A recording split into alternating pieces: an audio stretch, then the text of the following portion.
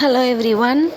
Now we see revaluation of assets and liabilities in chapter 5. அது 5 adjustments பண்ணணும் நம்ம previous வீடியோவில் பார்த்தோம் அப்படிதானே. அது first one distribution of accumulated profits, reserves and losses. Second one revaluation of assets and liabilities தானே. அதுதான் இப்போ இந்த வீடியோவில் நம்ம இப்போ பார்க்க போகிறோம். So revaluation of assets and liabilitiesங்கிறது எதுக்காகனா, when a partner is admitted into the partnership, the assets and liabilities are revalued as the current value may differ from the book value. அதாவது புக் வேல்யூனா அதோட வேல்யூ வந்து increase ஆகிருக்கலாம். Maybe ஒரு லேண்டோட value 1 லேக்காக இருந்திருக்கும், இப்போ அதோட value 2 lakhs ஆகிருக்கலாம். ஒரு ஃபர்னிச்சரோட value 50,000 இருந்திருக்கலாம், இப்போ அதோட வேல்யூ 80,000 மார்க்கெட்டில் இருக்கலாம்.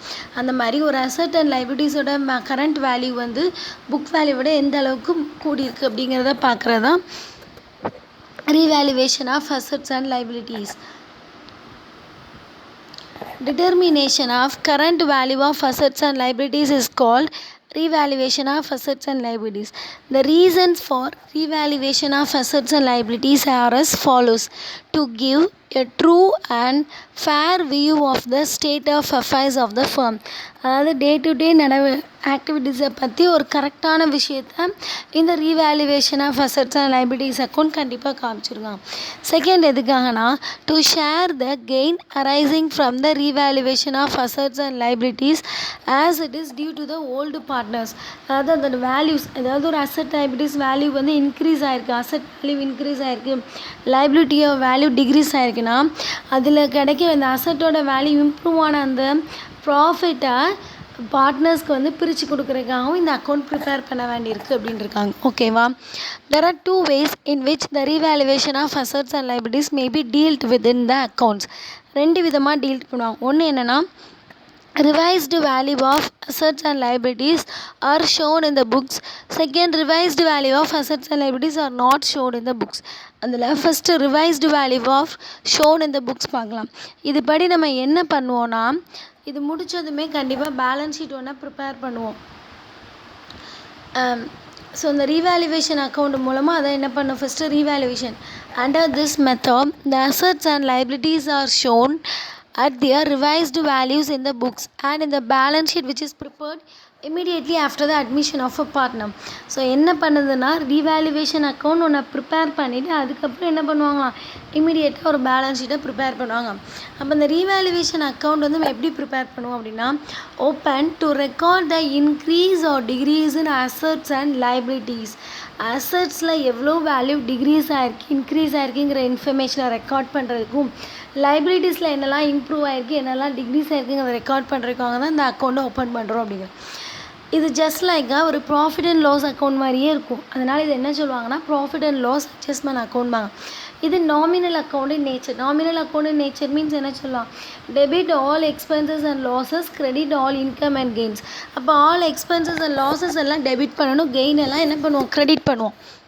அப்போது ஒரு அசட்டோட வேல்யூ டிக்ரீஸ் ஆணுச்சுன்னா அது நமக்கு லாஸ்.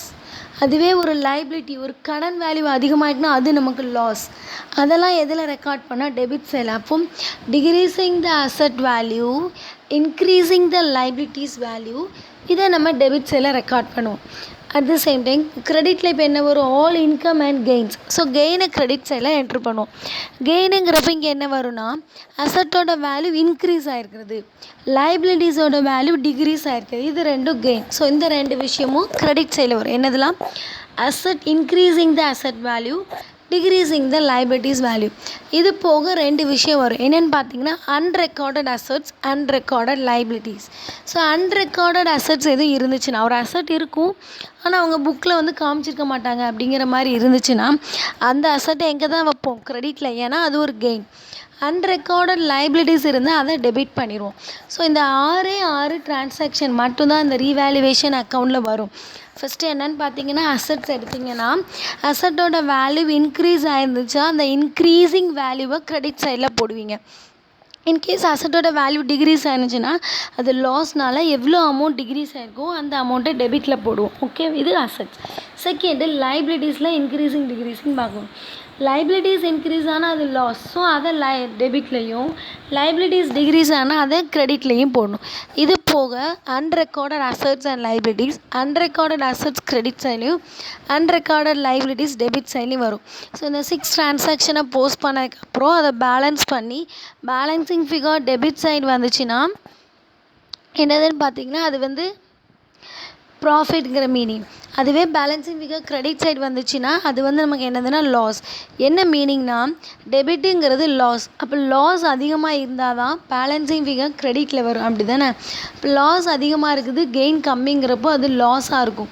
அதனால் பேலன்சிங் ஃபிகர் கிரெடிட்டில் வரும். லாஸ்னாலும் பார்ட்னர்ஸ்க்கு டிஸ்ட்ரிபியூட் பண்ணணும். அதே சமயம் கிரெடிட் அதிகமாக இருந்து டெபிட் வேல்யூ குறையாக இருந்துச்சுன்னா பேலன்சிங் ஃபிகர் டெபிட் சைடில் வரும். அந்த டெபிட் சைடில் வரக்கூடிய பேலன்சிங் ஃபிகரை நம்ம என்ன சொல்லுவோம்னா ரீவேல்யூவேஷன் ப்ராஃபிட். ரீவேல்யூ பண்ணது மூலமாக கிடைச்ச லாபம், அந்த லாப அமௌண்ட்டை ஓல்டு பார்ட்னர்ஸ் அவங்களோட ஓல்டு ப்ராஃபிட் ஷேரிங் ரேஷியோ படி பிரித்து எடுத்துக்கிறது தான் இந்த ரீவேல்யூவேஷன் அக்கௌண்ட். ஓகே, இதுக்கு ஜேர்னல் என்ட்ரி எப்படி கொடுக்கலாம் அப்படிங்கிற மாதிரி பார்ப்போம் நம்ம. இப்போது இந்த ஜேர்னல் என்ட்ரி ரொம்பவே ஈஸி. எப்போது பார்த்தீங்கன்னா நீங்கள் அந்த கீழே இருக்கக்கூடிய லெஜர் வச்சு அதை கம்பேர் பண்ணி பார்த்தீங்கன்னா ரொம்பவே ஈஸியாக இருக்கும். இப்போ இதில் நான் வந்து உங்களுக்கு ஒரு ஹிண்ட்டு சொன்னேன், 6 விஷயம், அப்படி தானே? 6 விஷயங்கிறது இந்த ரீவேல்யூஷன் எப்படி கொண்டு வரலாம்? அசட் வந்து ஃபஸ்ட் எடுக்கணும். அசட் இன்க்ரீஸ்னால் க்ரெடிட்டு, அசட் டிக்ரீஸ்னால் டெபிட். ஸோ இந்த அசட் இன்க்ரீஸ் டிக்ரீஸ் வச்சு நம்ம ஜேர்னல் கொடுங்க. அப்போது current account debtor to increasing the வேல்யூனா என்ன வரும்? ரீவேல்யூவேஷன் அக்கௌண்ட்டோட டெபிட் சைடில் பை அசட்னு கொடுக்குறோம். அப்போ asset account debtor to revaluation account credit. Revaluation அக்கௌண்ட்டோட கிரெடிட் சைடில் தானே அந்த அசட் வரும் இன்க்ரீஸிங்னா. Okay, decreasing the value of அசட்ஸுங்கிறது எங்கே வரும்? ரீவேல்யூவேஷன் அக்கௌண்ட்டோட டெபிட் சைடில் அந்த வேல்யூ வரும். அப்போ revaluation account debtor to concern asset. ஓகேவா? Third, for increase in the amount of liabilities. லைபிலிட்டிஸோட வேல்யூ இன்க்ரீஸ் ஆகிருக்கான். ஸோ லைபிலிட்டிஸோட வேல்யூ இன்க்ரீஸ் ஆகிருக்குங்கிறது ஒரு லாஸ். அப்போ அது எங்கே வரும்? ரீவேல்யூவேஷனோட டெபிட் சைடில் அந்த லைபிலிட்டிஸ் வரும், அப்படி தானே? அப்போ அதுக்கு ஜேர்னல் என்ன கொடுக்கலாம்? Revaluation account debtor to concern liabilities. Fourth, for decrease in the amount of liabilities. லைபிலிட்டிஸோட வேல்யூ டிக்ரீஸ் ஆகிருக்கான். அப்போ லைபிலிட்டி ஒரு கடனோட வேல்யூ குறைஞ்சிருக்குன்னா அது உங்களுக்கு கெயின். அப்போ அதை கிரெடிட் சைடில் வரும் ரீவேல்யூவேஷன் அக்கௌண்ட்டில். அப்போ என்ன போடலாம்? ரீவேல்யூவேஷன் அக்கௌண்ட் அப்போ கிரெடிட் ஆயிருமா? அப்போது concern liability account debtor to revaluation account. For recording unrecorded asset சொன்னால் அன்ரெக்கார்டட் அசட் வந்து எங்கே வரும்? கிரெடிட் சைடில் தான் வரும். So concern asset account debtor to revaluations. For recording unrecorded liabilities. Unrecorded லைபிலிட்டிங்கிறது லாஸ்னால டெபிட் சைடில் வரும். So revaluation account debtor to concern liabilities முடிஞ்சிருச்சு. இப்போ அதில் ப்ராஃபிட் வரும். ப்ராஃபிட்டுங்கிற வேல்யூ எங்கே வந்திருக்கும்? டெபிட் சைடோட பேலன்சிங் ஃபிகர் வந்து ரீவேல்யூவேஷன் ப்ராஃபிட். அதுவே கிரெடிட் சைடில் பேலன்சிங் ஃபிகர் வந்து அது ரீவேல்யூவேஷன் லாஸ். ஓகேவா? அப்போது ரீவேல்யூவேஷன் அக்கௌண்ட் டெபிட்டில் வந்துருந்துச்சுன்னா பேலன்ஸ் இருந்துச்சுன்னா அதை என்ன பண்ணுவாங்க? அந்த ப்ராஃபிட்டை பார்ட்னர்ஸ்க்கு பிரித்து கொடுப்பாங்க. அப்போ வாங்கிக்க போகிறவங்க யார்? Old partners. ஸோ அந்த பார்ட்னர்ஸோட அக்கௌண்ட் என்ன ஆயிரும்? கிரெடிட் ஆயிரும். Revaluation account debtor to old partners capital account profit on ரீவேல்யூவேஷனுக்கு. அடுத்து if there is loss on revaluation means என்ன வரும்? பேலன்சிங் ஃபிகர் வந்து கிரெடிட் சைடில் வந்திருக்கும், அப்படி தானே? அப்போ ரீவேல்யூவேஷன் அக்கௌண்ட் கிரெடிட் ஆயிரும். ஓல்டு பார்ட்னர்ஸ் வந்து பே பண்ணணும், அவங்களுக்கு லாஸ் இல்லையா ஓல்டு பார்ட்னர்ஸ்க்கு. ஸோ அந்த ஓல்டு பார்ட்னர்ஸ் அக்கௌண்ட் என்ன ஆயிரும்? டெபிட் ஆயிரும். Old partners capital account debtor to revaluation அப்படின்னு கொடுத்துருவோம். இந்த 7 ஜேர்னலும் இந்த 6 திங்ஸ்னு லெஜர் இருந்தால் இந்த சம்மில் நம்ம அதிகமாக பார்க்க போகிறோம். ஓகேவா? illustration 4 பார்க்கலாம். இப்போ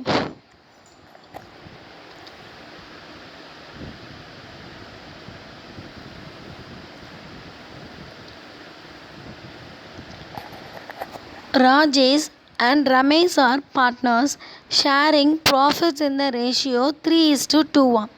ராஜேஷும் ரமேஷும் பார்ட்னர்ஸ். அவங்க என்ன பண்ணுறாங்க? 3:2ங்கிறபடி ரேஷியோ பிரிச்சுக்கிறாங்க. இந்த 3:2ங்கிறது என்னன்னு பார்த்தீங்கன்னா ஓல்டு ப்ராஃபிட் ஷேரிங் ரேஷியோ. அதாவது பழைய ப்ராஃபிட் ஷேரிங் ரேஷியோ தான் அந்த 3:2.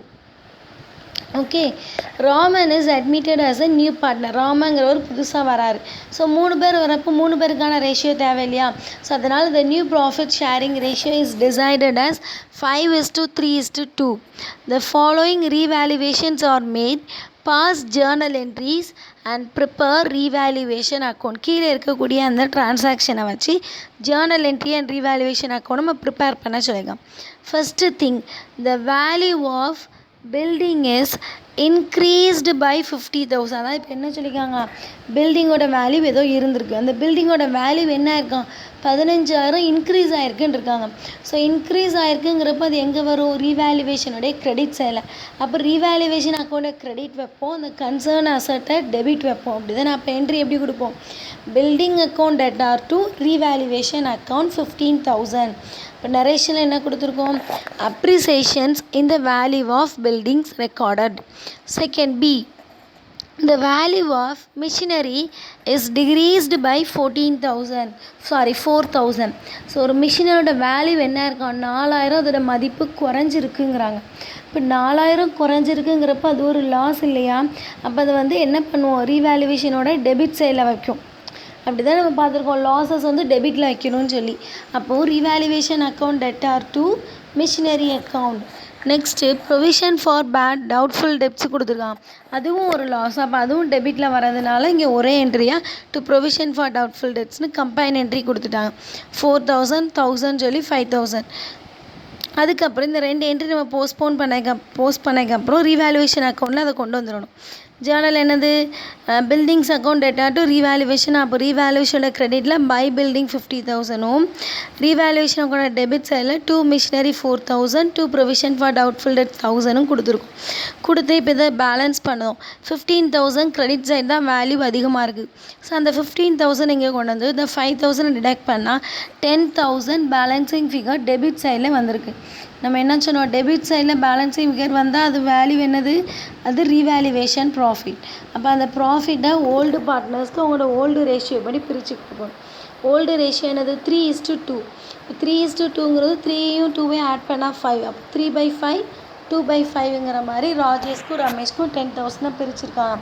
அது 6,000, 4,000. அப்போ இதை வச்சு இங்கே ஜேர்னல் எழுதுங்க. Third Journal, if there is profit on revaluation means revaluation account debtor to Rajesh. அதாவது ரீவேல்யூவேஷன் அந்த ப்ராஃபிட்டை ராஜேஷும் ரமேஷும் வாங்கிக்கிறாங்க.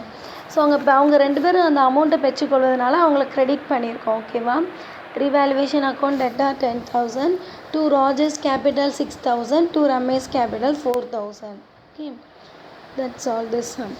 Okay, next we see illustration 6. Raghu and Sam are partners in a firm, sharing profits and losses in the ratio of 3:2. ரகுவும் ஷாம்ங்கிறவரும் இருந்திருக்காங்க. அவங்க 2 பேரோட old profit sharing ratio என்னென்னா 3:2. Their balance sheet as on 31st March 2017 is as follows. liabilities, assets. liabilitiesல Raghu சாம் சொல்லி அவங்க 2 பேரோட capital 40,000, 30,000, total capital 70,000. Sundry creditors 30,000. அசட்ஸில் machinery value 30,000, furniture 10,000, stock 10,000, debtors 21,000 less provision for doubtful debts 1,000, remaining 20,000, bank 30,000, total liabilities and assets 1 lakh. So Prakash is admitted on 1/4/2017 subject to the following conditions. He has to bring a capital of 10,000. So அவனோட capital வந்து 10,000. Machinery is valued at 24,000. அவன் உள்ளே வரப்போ மிஷினோட value என்னவா இருக்கான், 24,000 ஆகுது. Furniture is depreciated by 3,000. Provision for doubtful debt should be increased to 3,000. Unrecorded trade receivable 1,000 would be brought into the books now. Pass journal entries and prepare revaluation account and capital account of partners after admissions. ஓகேவா, இதில் எக்ஸ்ட்ராவாக capital அக்கௌண்ட்டும் கேட்டிருக்காங்க. Okay, சரி, இதில் first thing என்ன கொடுத்துருக்காங்க, அவர் கூட வந்து கேபிட்டலை. செகண்ட் என்ன கொடுத்துருக்காங்கன்னா, மிஷினரோட வேல்யூ 24,000 இருக்குதா அவன் அட்மிட் ஆகும்போது. ஆனால் ப்ரீவியஸாக எவ்வளோ இருந்திருக்கு, மிஷினரோட வேல்யூ 30,000 இருந்திருக்கு. அப்போது எவ்வளோ ஆயிருக்கு, மிஷினரோட வேல்யூ 6,000 டிக்ரீஸ் ஆயிருக்கு. இதில் என்ன கொடுத்தா மிஷினரி இஸ் வேல்யூட் அட் 24,000. அதோட வேல்யூ இப்போ 24,000 இருக்குது அப்படிங்கிற மீனிங். அப்போ அது எவ்வளோ வேல்யூ இன்க்ரீஸ் ஆகிருக்கு டிக்ரீஸ் ஆகிருக்குங்கிறத நம்ம டிஃப்ரென்ஸ் வச்சு கண்டுபிடிக்கணும். அப்போ இந்த இடத்துல ப்ரீவியஸ் வேல்யூ வந்து 30,000ங்கிறதுனால இந்த மிஷினரோட வேல்யூ என்ன இருக்குது 6,000 டிக்ரீஸ் ஆகிருக்கு. ஓகேவா? ஒரு அசட்டோட வேல்யூ டிக்ரீஸ் ஆகிருக்குன்னா அது ஒரு லாஸ். ஸோ அந்த லாஸ் வந்து டெபிட் சைடில் தான் நம்ம காட்டுவோம். அப்படி தானே? அப்போ revaluation account debtor to machinery 6,000 அப்படின்னு ஃபஸ்ட்டு ஜேர்னல் என்ட்ரி கொடுக்கணும். ஆனால் இதில் ஃபஸ்ட்டு வந்து அவங்க கேபிட்டல் கொண்டு தான் கொடுத்ததுனால அதுக்கான ஜேர்னல் என்ட்ரி கொடுத்துருக்கோம். கேபிட்டல் வந்து பிஸ்னஸ்க்குள்ளே வருது. அப்படி தானே? கேபிட்டல் வந்து என்ன கொடுப்போம் cash R bank account debtor to asset account debtor to new partner capital ஒரு ஸ்பெசிமென் ஜேர்னல் பார்த்தோம் இல்லையா? அதுபடி இப்போ உள்ளே வரது அமௌண்ட் உள்ளே வரதுனால பேங்க் அக்கௌண்ட்டை டெபிட்டும், யாரோட கேபிட்டல்னால் பிரகாஷோட கேபிட்டல்னால் அது க்ரெடிட்டும் கொடுத்துருவோம். செகண்டு அடுத்து இப்போ அதுக்கு வந்து என்ன சொன்னோம் revaluation account debtor to machinery 6,000. Okay. Furniture is to be depreciated by 3,000. ஃபர்னிச்சரோட வேல்யூ என்ன ஆகிட்டா 3,000 தேய்மான் ஆகிட்டுங்கிறாங்க. இதில் வந்து டிஃப்ரென்ஸ் கம்மிக்க அவங்களே கரெக்டாக கொடுத்துட்டாங்க. டிப்ரிஷியேட்டட் பை 3,000 பையன் கொடுத்து ஒரு அமௌண்ட்டை கொடுத்துருந்தாங்கன்னா நம்ம என்ன பண்ணோம் அந்த அமௌண்ட்டை டேரெக்டாக ரீவேல்யூவேஷனுக்கு எடுத்துருக்கணும். டூ அட் அப்படிங்கிற மீனிங் இருந்தால் மட்டும்தான் நம்ம டிஃப்ரென்ஸ் பார்க்கணும். ஓகேவா? டிப்ரிஷியேட்டட் பை 3,000னா 3,000 அதோட மதிப்பு வந்து தேய்மானம் அடைஞ்சிருக்குன்னு இருக்கு. அப்போ டிப்ரிஷியேஷனுங்கிறது ஒரு லாஸ். ஸோ அதுவும் எங்கே வந்துடும்னா அந்த 2 ஃபர்னிச்சர் 3,000 வந்துருச்சு. Next provision for doubtful dept should be increase to 3,000. வாரா கடன் டவுட்ஃபுல் டெப்ட்ஸ்னால் வராதுங்கிற கடன் அப்படி தானே அந்த அமௌண்ட் இன்க்ரீஸ் ஆகிடுச்சோம். ஸோ அந்த அமௌண்ட் இன்க்ரீஸ் ஆகுறது என்னது தான் ஒரு லாஸ் தான். அப்போ இந்த இடத்துல machinery loss, furniture loss, doubtful debts loss. அந்த லாஸ் எல்லாம் என்னதுன்னா அசட்டோட வேல்யூ தான் டிக்ரீஸ் ஆகிருக்கு இதில். அப்போது இந்த 3 அசட் வேல்யூ டிக்ரீஸ் ஆகிதெல்லாம் எங்கே வரும் டெபிட் சைடில் வரும். அப்போ இதை 3ஐயும் சேர்த்து கம்பைண்டாக ஒரே என்ட்ரியாக கொடுத்துடலாம். Revaluation account debtor to machinery 6,000, furniture 3,000, provision for doubtful debts 2,000 சொல்லிட்டு. ஓகேவா?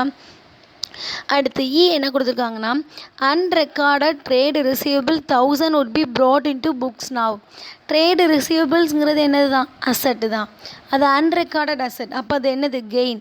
அது ரீவேல்யூவேஷனோட கிரெடிட் சைடில் வரும். அப்போ என்ன என்ட்ரி கொடுக்கணும் trade receivable account டெப்டார் to revaluation account 1,000. இப்போ இதுக்கு narration unrecorded trade receivables recorded. So இதெல்லாம் முடித்த பிறகு நம்ம அப்படியே இதை என்ன பண்ணுவோம் ரீவேல்யூவேஷன் அக்கௌண்ட் கொண்டு வந்துட்டோம். 2 machinery 2 furniture 2 provision for doubtful debts by trade receivable 1,000 போட்டிருக்கோம். போட்டு இப்போ இங்கே பார்த்தீங்கன்னா டெபிட்டில் தான் அதிகமான வேல்யூ இருக்குது 11,000. அந்த 11,000லேருந்து கிரெடிட்டில் ட்ரேட் ரிசீவபிள் டிடக்ட் பண்ணால் 10,000 பேலன்சிங் ஃபிகர் வந்திருக்கு.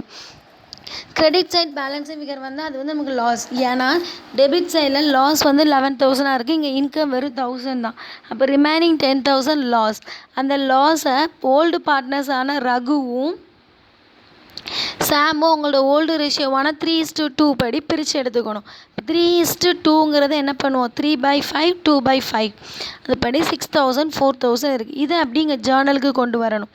ரகுஸ் capital account debtor, Sam's capital account debtor to revaluation 6,000 4,000 10,000 loss on revaluation transfer to capital account.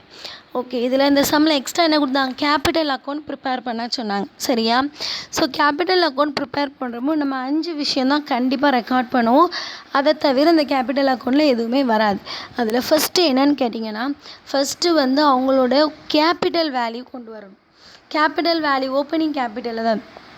So அந்த கேபிட்டல் வேல்யூவை பை பேலன்ஸ் ப்ராடவுன்னு ஓல்டு பார்ட்னர்ஸ்க்கு எழுதணும், நியூ பார்ட்னர்ஸ்க்கு பை பேங்க்னு அவங்களோட காலத்தில் எழுதணும். இப்போ கேபிட்டல் அக்கௌண்ட் எப்படி ப்ரிப்பேர் பண்ணுங்கிறத பாருங்கள். டேட் பர்டிகுலர்ஸ் இதில் 3 பார்ட்னர்ஸ் இருக்காங்க இல்லையா? So Raghu Sam Prakash. அதாவது ரீவேல்யூவேஷனுக்கு அப்புறம் இந்த கேபிட்டல் அக்கௌண்ட் நம்ம ப்ரிப்பேர் பண்ணுறோம். ஓகே. டேட் பர்டிகுலர்ஸ் இது வந்து கேபிட்டல் அக்கௌண்ட் எதுக்காங்கன்னா எக்ஸிஸ்டிங் பார்ட்னர்ஸ்க்கு வந்தக்கூடிய ப்ராஃபிட்டு லாஸ் இதெல்லாம் அட்ஜஸ்ட் பண்ணுறதுக்காக. அதே மாதிரி கிரெடிட் சைடும் ஓப்பன் பண்ணியிருக்கோம். சரி, இந்த கேபிட்டல் அக்கௌண்ட்டில் ஃபஸ்ட்டு நம்ம என்ன ரெக்கார்ட் பண்ணுவோன்னா கேபிட்டல் அது ஓல்டு பார்ட்னர்ஸோட கேபிட்டலை பை பேலன்ஸ் ப்ராடவுன்னும் நியூ பார்ட்னரோட கேபிட்டலை பை பேங்க்னு கொடுப்போம். ஓகே. செகண்ட் இதில் என்ன ரெக்கார்ட் பண்ணுவோன்னா நம்ம ரீவேல்யூவேஷன் அக்கௌண்ட் ஒன்று ப்ரிப்பேர் பண்ணோம் இல்லையா? அந்த ரீவேல்யூவேஷன் அக்கௌண்ட் ப்ராஃபிட்டாக இருந்து அந்த ப்ராஃபிட் ஓல்டு பார்ட்னர்ஸ்க்கு கிடச்சிச்சின்னா அதை என்ன பண்ணுவோம் கிரெடிட் சைடில் என்ட்ரு பண்ணுவோம். ஏன் அப்படின்னா ப்ராஃபிட் இல்லையா? ஸோ அது அவங்க கேபிட்டலோடு ஆட் ஆயிரும். அதனால் அது கிரெடிட் சைடுக்கு வந்துடும். இன்கேஸ் லாஸாக இருந்துச்சுன்னா அதை வந்து என்ன பண்ணுவாங்க, கேபிட்டல் அக்கௌண்ட்டோட டெபிட் சைடில் என்ட்ரி பண்ணுவாங்க. அது ஜேர்னல் என்ட்ரி படி தான். பாருங்கள், இப்போ வந்து Raghu's capital account debtor, Sam's capital account debtor to ரீவேல்யூவேஷன்னா, ரகுவோட கேபிட்டல் அக்கௌண்ட் சாமோட கேபிட்டல் அக்கௌண்ட்டோட டெபிட் சைடில் டு ரீவேல்யூவேஷன் அந்த லாஸை ரெக்கார்ட் பண்ணியிருக்கோம். அப்படி தானே? ஸோ அதான் செஞ்சுருக்கோம். செகண்ட் திங் வந்து ரீவேல்யூவேஷனுடைய ப்ராஃபிட் இல்லை லாஸை ரெக்கார்ட் பண்ணும். ப்ராஃபிட்டாக இருந்தால் கிரெடிட் சைடு வரும், லாஸாக இருந்தால் கண்டிப்பாக டெபிட் சைடு தான் வந்திருக்கும். தேர்டு திங் என்னென்னு பார்த்தீங்கன்னா, இதில் ஒரு ஸ்டார்டிங்கில் சம்மில் கொஷினில் ஒரு லைபிலிட்டிஸ் கொடுத்துருந்தாங்க இல்லையா, அந்த இயரோட எண்டு லைபிலிட்டிஸ். அந்த லைபிலிட்டிஸில் லயபிலிட்டிஸ் சைடில் பேலன்ஸ் ஷீட் அந்த இயரோட எண்டில் ஒரு பேலன்ஸ் ஷீட் கொடுத்துருக்கான். அந்த பேலன்ஸ் ஷீட்டில் லைபிலிட்டி சைட்லேயோ அசட் சைட்லேயோ ப்ராஃபிட் அண்ட் லாஸ் அப்ராப்ரியேஷன் அப்படிங்கிற ஒரு விஷயம் இருந்துச்சுன்னா அதை தேர்டாக கேபிட்டல் அக்கௌண்ட்டுக்கு கொண்டு வரணும். இன்கேஸ் அந்த profit and loss appropriations liability சைடில் இருக்குதுன்னா அதோட மீனிங் என்னென்னா, அது வந்து அக்யூமுலேட்டட் ப்ராஃபிட்ஸுங்கிற மீனிங்.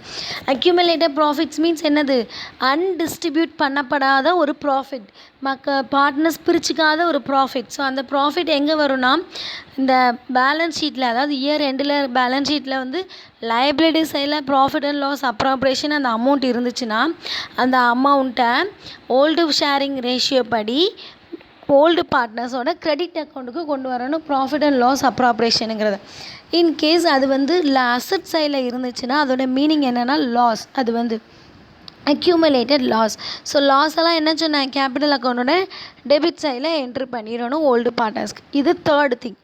ஃபோர்த் இதில் என்ன என்ட்ரு பண்ணுவோன்னா, ரிசர்வ்ஸ் ஏதாவது இருந்துச்சுன்னா, reserve fund, workmen compensation fund, investment fluctuation fund, இல்லை ஜென்ரல் ரிசர்வ், இந்த 4 ரிசர்வில் ஏதாவது ஒன்று இருந்தாலும் சரி, 4மே கொடுத்துருந்தாலும் சரி, என்ன பண்ணணும், 4 ரிசர்வையும் ஆட் பண்ணி ஓல்டு பார்ட்னர்ஸ்க்கு அவங்க ஓல்டு ஷேரிங் ரேஷியோ படி பிரித்து கிரெடிட் சைடில் போஸ்ட் பண்ணணும். ஏன்னா அது அவங்களுக்கான இன்கம், அப்படி தானே அவங்க கேபிட்டலோட அந்த அமௌண்ட் வந்து ஆட் ஆகும்.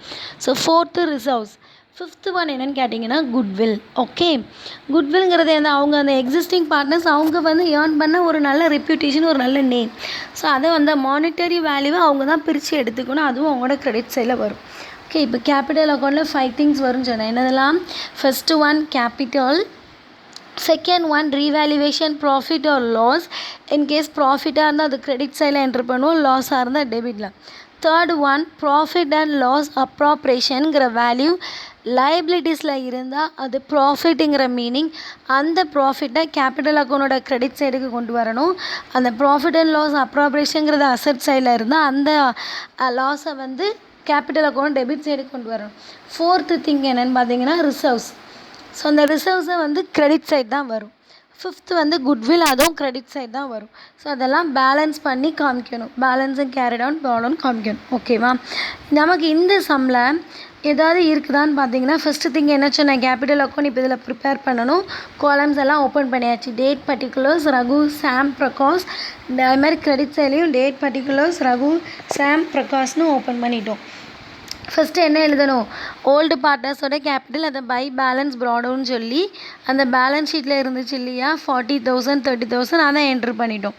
சரி, அதுக்கப்புறம் என்ன சொன்னோம், நியூ பார்ட்னர்ஸோட கேபிட்டல் பை பேங்க்குன்னு பிரகாஷ் கொண்டதாக 10,000 என்ட்ரு பண்ணியாச்சு. சரி, இந்த அடுத்து செகண்ட் என்ன என்ட்ரு பண்ணோம், கேபிட்டல் அக்கௌண்ட்டில் ரீவேல்யூவேஷனுடைய ப்ராஃபிட்டையோ லாஸையோ என்ட்ரு பண்ணோம். இந்த இதில் ரீவேல்யூவேஷன் நமக்கு என்ன வந்துச்சு, லாஸ் வந்துச்சு. லாஸ்னால Raghu's capital account debtor, Sam's capital to revaluations. So debit டேயில் 2 ரீவேல்யூவேஷன், ரகுக்கு 6,000 4,000. தேர்டு ப்ராஃபிட் அண்ட் லாஸ் அப்ராப்ரியேஷனா, அது நமக்கு இருக்குதா, அசட்ஸ்லேயும் இல்லை லைபிலிட்டிஸ் இல்லை, ஸோ தேவையில்லை. ரிசர்வ்ஸ் இருக்குதா, இல்லை, அதுவும் தேவையில்லை. குட்வில்லும் கொடுக்கல. ஸோ அப்போ கேபிட்டல் அக்கௌண்ட்டை இப்போ நம்ம க்ளோஸ் பண்ணிடலாம். க்ளோஸ் பண்ணும்போது பார்த்திங்கன்னா கிரெடிட் சைடு தான் வேல்யூ அதிகமாக இருக்கிற மாதிரி இருக்குது. ஸோ கிரெடிட் சைடு தான் டோட்டல் வேல்யூ பண்ணும். 40,000 30,000 10,000 அது அப்படியே இங்கே கொண்டு வந்து அந்த லாஸ் போக இப்போது ரகுவோட கேபிட்டல் 34,000, சாமோட அந்த 4,000 லாஸ் போக 26,000, பிரகாஷோடது 10,000. அந்த வேல்யூவை அப்படியே என்ன பண்ணும், ப்ராடவுன் பண்ணி கிரெடிட் சைடு கொண்டு வந்துட்டோம். By balance brought down 34,000 Raghu, 26,000 for Sam, 10,000 for Prakash. இதுதான் என்னதான் அவங்களுடைய ரெஸ்பெக்டிவ் கேபிட்டல். ஓகேவா, ஓகே, இந்த சம் உங்களுக்கு நல்லா புரிஞ்சிருக்கும். நெக்ஸ்ட் இன்னொரு சம் இல்லஸ்ட்ரேஷன் 7 பார்ப்போம். பார்த்தா உங்களுக்கு ரொம்பவே கிளியர் ஆயிரும் இந்த model. Okay, illustration 7. Anand and Balu are partners in a firm, sharing profits and losses in the ratio of 7:3. Their balance sheet as on 31st March 2018 is as follows.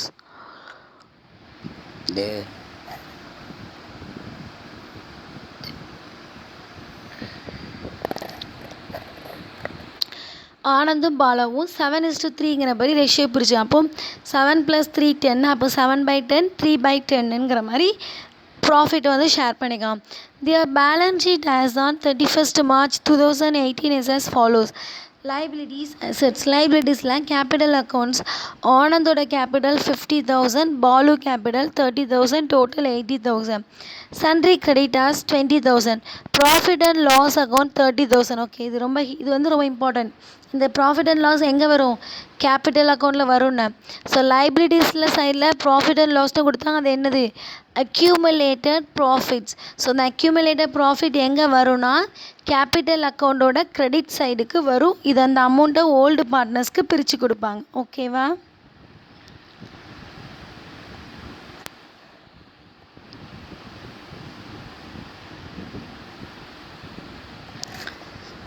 Next அசட்டில் land 60,000, stock 40,000, debtors 20,000, cash in hand 10,000, total 1,30,000. Okay, அப்புறம் adjustments. Chandru is admitted as a new partner on 1/4/2018 by introducing a capital of 20,000 for 1/4 share in the future profits. 1/4 நாலில் ஒரு பாகம் வேணும் அப்படிங்கிற மாதிரி கொடுத்துருக்காங்க. Okay, அப்போது கீழே அதுக்கான future profit subject to the following adjustment. Stock to be depreciated by 3,000. Provision for doubtful debts to be created for 2,000. Land was appreciated by 10,000. Prepare revaluation account and capital account after admission. இதில் journal entry கேட்கல. இப்போ நமக்கு டேரெக்டாக postpone பண்ணுற ஒரு knowledge வந்திருக்கும். Okay, revaluation account prepare பண்ணும். First thing, ஸ்டாக்கோட வேல்யூ என்ன இருக்குது? டிப்ரிஷியேட் ஆகிருக்கு 3,000. அப்போ அது லாஸ். ஸோ 2 ஸ்டாக்குன்னு சொல்லி டெபிட் சைடில் அந்த லாஸை என்ட்ரு பண்ணிட்டோம். Second, provision for doubtful debts to be created for 2,000. அதுவும் என்னது தான்? லாஸ்ட் அசட்டோட வேல்யூ டிக்ரீஸ் ஆகிருக்கு. So provision for doubtful debts 2,000 record பண்ணிக்கும். Next, land was to be appreciated by 10,000. லேண்டோட வேல்யூ என்ன ஆயிருக்காம்? 10,000. அதோட மதிப்பு அதிகமாக இருக்குது. பைன்னு கொடுத்தா நம்ம என்ன சொல்லலாம்? அந்த வேல்யூவை டேரெக்டாக அப்படி போடணும். டூன் கொடுத்துதா மட்டும்தான் இந்த பேலன்ஸ் ஷீட்டில் இருக்கிற வேல்யூவோட இந்த வேல்யூவை கம்பேர் பண்ணி அந்த டிஃப்ரென்சஸை ரெக்கார்ட் பண்ணும். அப்போ இந்த இடத்துல இவங்க டேரெக்டாகவே என்ன பண்ணிட்டாங்க? அப்ரிஷியேட்டட் பை 10,000னா அதோட மதிப்பு 10,000 அதிகமாக இருக்குன்னே கொடுத்துட்டாங்க. அப்போ அதை கிரெடிட் சைடில் பை லேண்ட் 10,000 கொடுத்துட்டோம். இது போக எந்த ஒரு அட்ஜஸ்ட்மெண்ட்ஸும் இல்லை. ஸோ இதை நம்ம இப்போ பேலன்சிங் பண்ணிடலாம். கிரெடிட் சைட் டோட்டல் அதிகமாக இருக்காங்க 10,000. அப்போ பேலன்சிங் ஃபிகர் 5,000 வந்திருக்கு டெபிட்டில். அது என்னதுன்னா ப்ராஃபிட் ஆன் ரீவேல்யூவேஷன். அதை நம்ம இப்போ என்ன பண்ணுவோம்? ஓல்டு பார்ட்னர்ஸான ஆனந்துக்கும் பாலுக்கும் ஷேர் பண்ணுவோம். அவங்க ரேஷியோ வந்து 7:3ங்கிறனால 7/10 3/10 அதை டிஸ்ட்ரிபியூட் பண்ணிக்கும். 3,500 1,500. ஓகே, இது முடிஞ்சிச்சு. நெக்ஸ்ட்டு கேபிட்டல் அக்கௌண்ட் ப்ரிப்பேர் பண்ணுவோம். கேபிட்டலுக்கு என்னது? டேட் வந்து தேவையில்லை. ஆல்மோஸ்ட் இந்த சாப்டர்லேயே வந்து பார்த்திங்கன்னா டேட் அதிகமாக நம்ம போட வேண்டிய அவசியமே இல்லை. ஃபார்மேட் படி தான் டேட் காலம் உண்டு. இந்த சாப்டருக்கு நீங்கள் டேட் காலம் வந்து காமிக்கணும்னு வேண்டாம். Okay, particulars Anand Balu Chandru. இங்கேயும் particulars Anand Balu Chandru. First thing என்ன சொன்னால் கேபிட்டல் அக்கௌண்ட்டில் எப்போவுமே கேபிட்டலை ஃபஸ்ட்டு என்ட்ரு பண்ணும். அதை ஓல்டு பார்ட்னர்ஸ் கேபிட்டலை பை பேலன்ஸ் ப்ராடவுன்னு என்ட்ரு பண்ணும். எவ்வளோ அமௌண்ட்டு ஆனந்துக்கும் பாலுக்கும்? 50,000 30,000 அதை என்ட்ரு பண்ணிக்கும். நெக்ஸ்ட்டு பை பேங்குன்னு சொல்லி நியூ பார்ட்னரோட வேல்யூ என்ன தான்? அவருக்கு கொண்டு வந்த கேபிட்டல் எவ்வளவு? 20,000. ஓகேவா? அந்த 20,000 பை பேங்க்குன்னு சொல்லி இப்போ நம்ம ரெக்கார்ட் பண்ணுறோம். ஓகே, நெக்ஸ்ட்டு செகண்ட் திங்க் என்ன எழுதணுன்னு இருக்கேன் கேபிட்டல் அக்கௌண்ட்டில்? ரீவேல்யூவேஷனுடைய ப்ராஃபிட்டையும் லாஸும். இந்த சம்மில் நமக்கு என்ன வந்திருக்கு? ப்ராஃபிட் தான் வந்திருக்கு. ஸோ ப்ராஃபிட்டுங்கிறா அது கண்டிப்பாக எங்கே தான் வரும்? கிரெடிட் சைடில் தான் வரும். அதை பை ரீவேல்யூவேஷனு கொடுத்து ஆனந்துக்கு 3,500, பாலுக்கு கிடச்சது 1,500. தேர்ட் என்ன சொன்னேன்? ப்ராஃபிட் அண்ட் லாஸ் அப்ராப்ரேஷன் இல்லை ப்ராஃபிட் அண்ட் லாஸ்ன்னு சொல்லி இது லைபிலிட்டிஸ் அண்ட் அசட்ஸாக இருக்கான்னு பார்க்கணும். நமக்கு இங்கே என்ன இருந்துச்சு? லைபிலிட்டி சைடில் ஒரு 30,000 இருக்குது. அது என்னதுன்னா அக்யூமுலேட்டட் ப்ராஃபிட். ஸோ அந்த 30,000 ஆனந்துக்கும் பாலுக்கும் 7/10 3/10ங்கிற ரேஷியோ படி பிரித்து இங்கே 21,000 9,000 கொடுத்துருக்கோம். இது போக சம்மில் எந்த 4th வந்து ரிசர்வ்ஸு 5th வந்து குட்வில்லா, அந்த ரிசர்வ்ஸும் குட்வில் இந்த சம்மில் கொடுக்கல. ஸோ இதோட கேபிட்டல் அக்கௌண்ட் நம்ம என்ன பண்ணிடலாம், க்ளோஸ் பண்ணிடலாம். இதில் கம்பேர் பண்ணும்போது டெபிட் சைடில் எந்த ஒரு டிரான்சாக்ஷனுமே ரெக்கார்ட் ஆகலை. ஸோ கிரெடிட் மட்டும்னால அதை டோட்டல் பண்ணுதோம். டோட்டல் பண்ணல ஆனந்தோட 74,500, பாலுவோட டோட்டல் 40,500, சந்துருவோடது 20,000. இது அப்படியே கிரெடிட் சைடுக்கு பேலன்ஸிங்காக கொண்டு வந்து அதுக்கப்புறம் ப்ராடவுன் பண்ணிக்கும்.